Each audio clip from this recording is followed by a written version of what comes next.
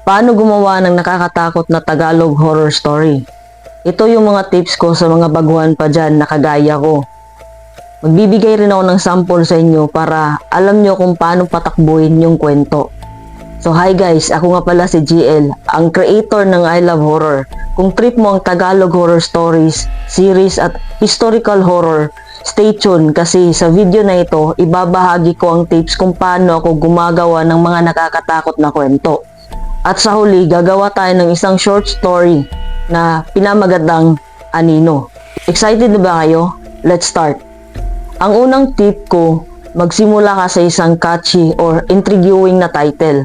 Sa paggawa ko ng horror stories, lagi kong binabase ang kwento sa title. Halimbawa, kung ang title ay Anino, dapat lahat ng elements ng kwento ko ay umiikot sa idea ng Anino. Misteryo, nakakakilabot, at may malalim na simbolismo. Next is, siguraduhin mong may mga maayos na takbo ang kwento mo. Tatlong bahagi ang lagi kong tinitiyak rito.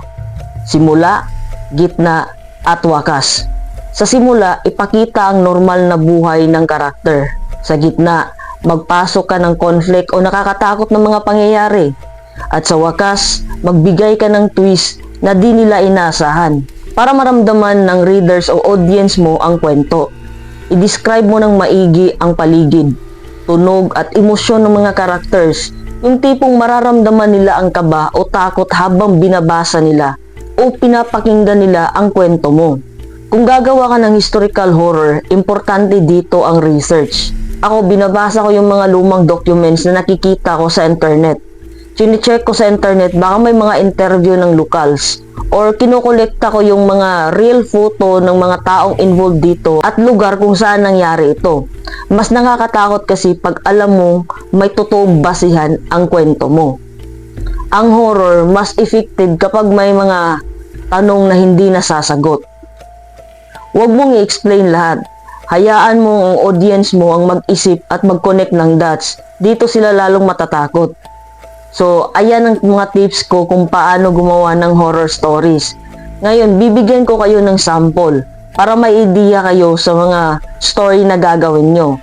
So, ang title natin ay Anino.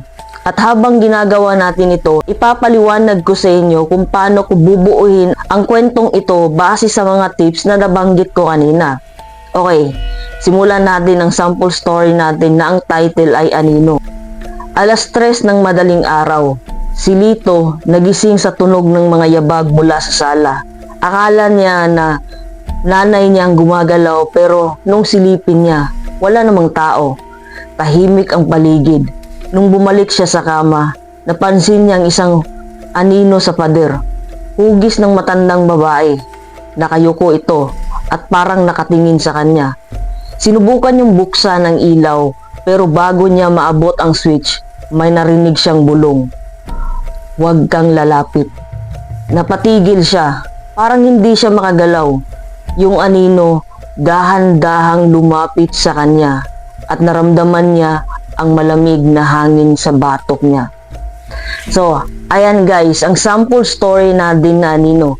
Gaya ng sinabi ko kanina, nagsimula ako sa title, gumawa ng malinaw na flow, nagdagdag ng vivid na details, at nag-iwan ng mystery sa dulo. Short story lang ito, hindi ko tinapos para may idea kayo. Pero guys, ito talagang pinaka-importanting sikreto sa lahat ng paggawa ng kwento. Put life into your story and write with love.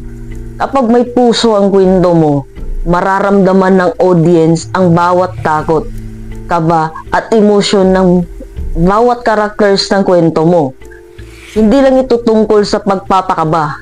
Ito ay tungkol sa paglikha ng koneksyon. Kapag sineryoso mo ang bawat karakter, bawat setting, at bawat plot twist, doon nagiging unforgettable ang kwento mo.